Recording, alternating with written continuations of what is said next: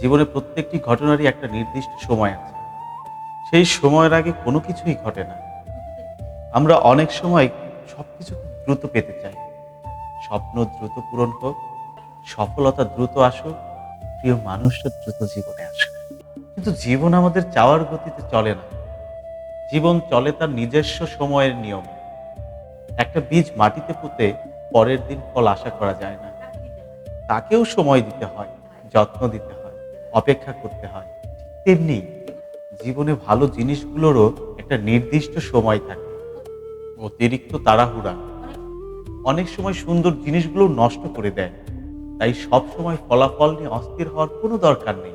আমাদের দায়িত্ব হলো সততার সাথে চেষ্টা করে যাওয়া, নিজের কাজটুকু নিষ্ঠার সাথে করে যাওয়া। কারণ কখন, কোথায়, কিভাবে ফল আসবে তার সব উত্তর কিন্তু আমাদের হাতে থাকে না। মনে রাখবেন, দেরি মানেই ব্যর্থতা না। অনেক সময় সঠিক জিনিসগুলো সঠিক সময়েই আসে। আর সেই অপেক্ষাটাই মানুষকে পরিণত করে, শক্ত করে, ধৈর্যশীল করে। তাই জীবনে অহেতুক তাড়াহুড়া নয়, ধৈর্য ধরুন, চেষ্টা চালিয়ে যান।